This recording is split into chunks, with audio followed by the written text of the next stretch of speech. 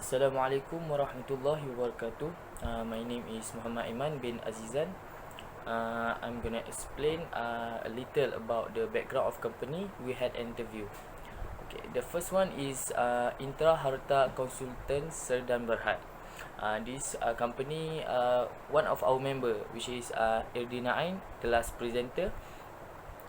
She had an interview with two members of Indra Hartas Consultant Serdar Berhad, which is Mr. Shafi and Miss Nur Hafizah.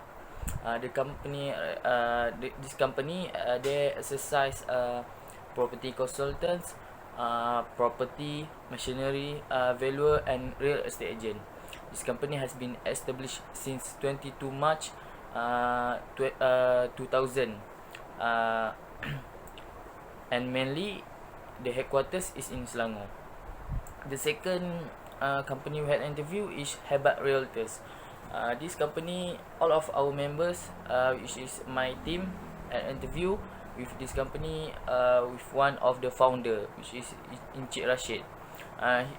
He is one of the founder. This company has 4 founder and he is one of them. The company has 6 branch, which is Ampang, Johor, Wangsa Maju, Impahang, Sanah and Perak. The headquarters is located in Ampang. This company always doing course, meeting with leader via Zoom. In Zoom currently, they also giving opportunity, especially in Malay citizen. They only practice estate agent practice. This company. Next, I'm gonna give to Nabila to explain the introduction. Hi, Assalamualaikum to our handsome and diligent lecturer, Sir Hairul. I hope you are happy with your family at home. Today, I will start to present our group assignment regarding real estate agency, part 1. I'm working with my 4 members, which are Nazira, Fatima, Irina, and not forget, Ayman. We will start with introduction. First and foremost, our group has been assigned to find and interview a real estate agent in Malaysia to fulfill our assigned task. There are types of real estate agreements that sellers will be choosing are open listing agreements, exclusive rights to sell listing agreements, and third, exclusive agency agreements. First, open listing agreements put the responsibility on selling in the hands of the property's owner, and open listing agreements is non-exclusive. Then the seller can be potentially have open agreements with any estate agents. When the property sells, the seller only pays a commission to the real estate agent who brought the offer that has been accepted. Second, exclusive agency agreement. The real estate agent will represent the seller. The seller has the rights to sell the property on their own and not pay the agent's commission fee. Third, exclusive rights to sell listing agreements is the common types of listing agreements. In and exclusive rights to sell listing agreements, real estate agents will be given the exclusive rights to represent the seller and find the buyer for the property. They could do this by making the sale through their agency or going through network real estate agents field. So the seller going to pay the larger commissions because the agent is actively working on selling the property. The length of listing agreement will be on the seller and real estate agents. When the seller draws the contract, it can choose from 30 days, 90 days, and 6 months or 1 year. So thank you. I'm finished here. Thank you to Nabila. My name is Cik Nazira and I will continue with procedure of real estate agent to getting listing. In real estate agent field, surely they are needed to help seller get potential buyer for their property, and in addition also are licensed to operate negotiating and arranging in any way under the provision of Estate Agent Act 1981. This will make it easier for them to do work. Listing can also help them to explain the details about the property to the genuine buyers. Therefore, there is several procedures by hebat realtors in getting and preparing listing. Firstly is record basic detail. Firstly, an estate agent need to record basic detail of themselves together with the client's detail for reference purpose. With this detail can facilitate methods in managing the detail for reference purpose. With these details can facilitate methods in managing to the property. In addition to these details are made to avoid misunderstanding between the two parties. Next is record the condition of the property. An estate agent must ensure that the property is in good condition before being shown to the client. This is because a property that is in good condition can attract customers to buy. Therefore, the estate agent should always ensure that the property is in good condition until the time is shown to the customer. Third is research the property. An estate agent must do research on real estate to be shown to the buyer. This is because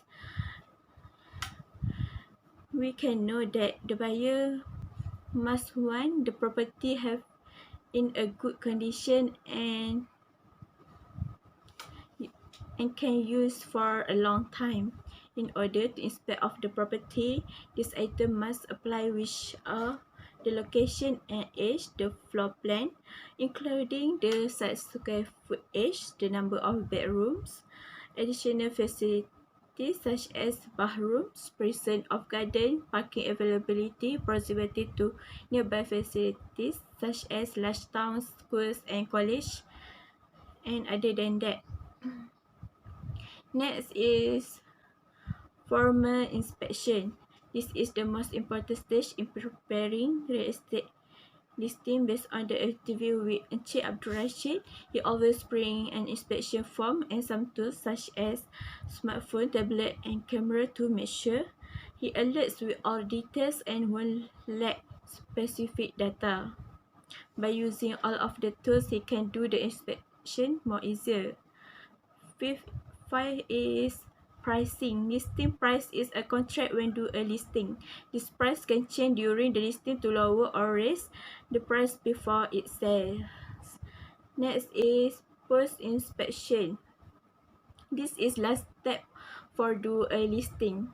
This is final step to get a listing. If the agent has a confidence with all the necessary information, acquired photos and potentially videos, the agent can proceed the last step, which they will be promoting the property. The promotion is made to attract genuine buyers to buy that property.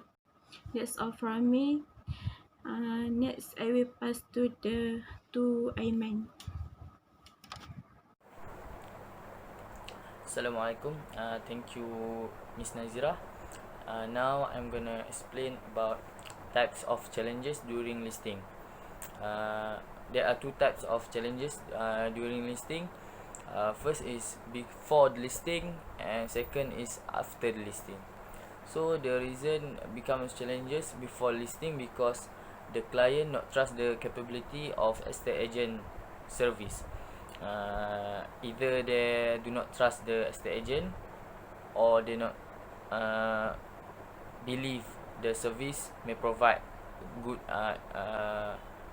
work for them. Second is the client not interested to appoint any agency to sell his property. Third is they decide not to agree to the amount of charge fee from the acceptable, which is 3% from the sale. This because some of the client feel like the 3% is big amount to pay the estate agent. The fourth one is they do not want to sign the agreement if they are not satisfied with one or two condition in the agreement. This because if there some of one or two condition not they don't satisfied, they will reject the agreement. The second one is after the listing. After the listing, there are some clients still looking for the buyers even after the listing agreement. This is become challenges because the after the listing agreement, the estate agent gonna make the outgoing to the make a fund to the advertisement, to make a flyer, to make any kind of advertisement to make a listing, to sell the property. So the client should not interrupt the work. It should let the estate agent lead the work. Second is there are several client who steal the buyers from the estate agent. Some of client we steal from the estate agent because after the estate agent provide the information that he has found the buyer, and tomorrow the client will contact the buyers. He make like he the one found the buyer. So that's types of challenges for during listing. I'm gonna pass to the next presenter, Miss Fatima. So. Thank you, Aiman. Assalamualaikum. My name is Fatima Azara, and I will proceed the presentations with the comments and trending ways in practice to market the listing. First, we have Sphere of Influence, SOI, or database. The group of people that you know are the spheres of influence. You start from the people around you, like your family, neighbors, friends, colleagues, and so on, the people you know. Okay, an estate agent should introduce themselves as an estate agent and talk about your job, okay, and have some conversations about them, about what you can help them. Since it was your SOI, the people will likely trust you more and finally will give you a listing. Then it is our job to advertise the public. Sphere of influence also has the best quality in marketing the listing. Number 2, farming area. Okay, real estate farming is a marketing technique used by many successful real estate agents to develop a business in a specific area or market demographic. Estate agent must know the higher transactions around them, about 5 kilometers far. Okay, the higher the transaction has, the higher the demand of the place needs, and that will be you will get more listing on that place. All the information about these transactions can be collected from NAPIC and check all type of property that includes 5 strata units and non-strata. The farming area is also considered a good quality way of practice to get listing. Okay, number 3. This channel of practice has been categorized as the lower quality since the estate agent must check with advertisement directly from seller, for example Mudah.my, Facebook, and others social media. Okay, experienced estate agents have generally been burned by an FSBO transaction in which the seller did not pay the full agreed commissions or any commissions at all to the agents who brought the buyer. It is one of the risky practices of listing to the estate agents. Okay, number 4, profiling. Profiling is when estate agent increases their spheres of influence by creating the best profile of themselves. The act or process of extrapolating information about a person based on known traits or tendency consumer. Profiling can help gain trust toward the estate agent. To start profiling, the estate agent can call and make agreement to do a presentation for the corporate company, colleges, and other to introduce yourself. This profiling can increase and widen your sphere of influence. Number 5, the last one. Okay, it was number 5 is social media platform. An estate agent are likely to involve in the platform of social media that has millions of visitors per day. The platform that estate agents use is Facebook, Instagram, YouTube, and another website of property like Property Gurus, iProperty. Okay, there's no denying that technology has made an indelible mark on estate agency and in the continued rush for digital capabilities. Most agents recognize that the impact of tech on the market is far from over. Okay, so it keeps going. Okay, that's all from me, and now I will pass the presentations to Irjina. Thank you. Thank you, Fatima, for your presentation. Assalamualaikum warahmatullahi wabarakatuh. I am Nur Edina Ain binti Nur Azhar, and I will present about the ethics and professionalism. Ethics is very important for estate agent to follow. It is because it shows how professional an estate agent can be during their work. If an estate agent did not follow the ethics, it can ruin a person's dream of buying a property. So, it is really important to follow the ethics, not just in real estate, but also in other businesses. There are 8 ethics that every legal estate agent should follow. First is knowledge of compliances with the law.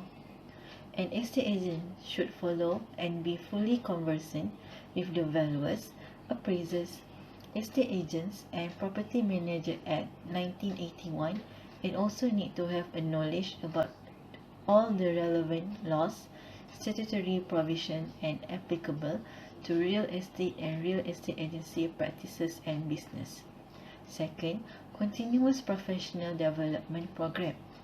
Estate agent need to follow the required development program for the continuous systematic maintenance, improvement in skills about the law and many more.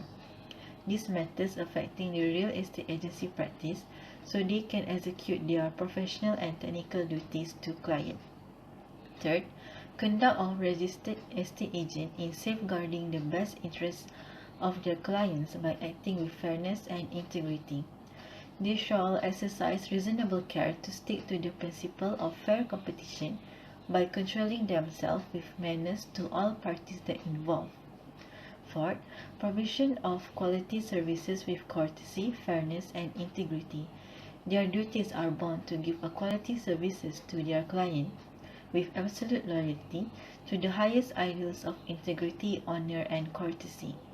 Ethics number 5, transparency and accuracy of statement.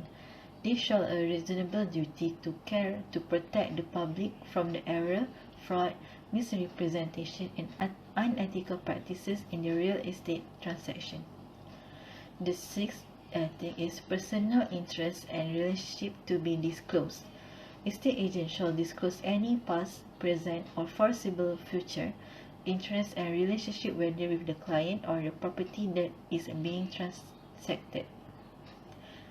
7. Ethics for a real estate agent is acting within the law.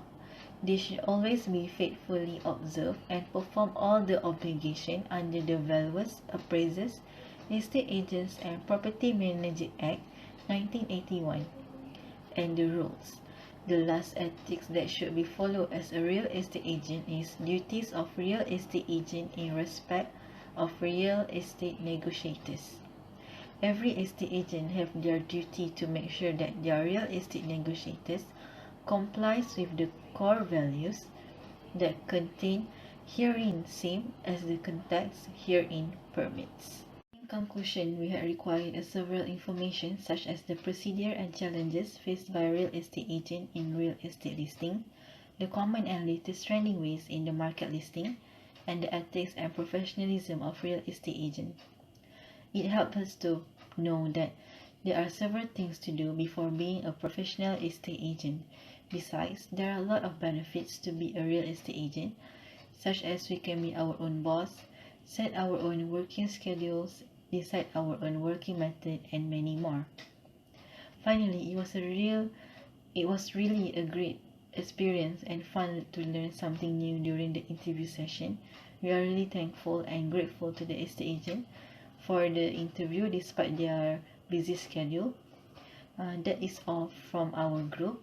Thank you, Sir Hyrule, for listening to our presentation. I hope you are always healthy and stay safe from this pandemic. Thank you.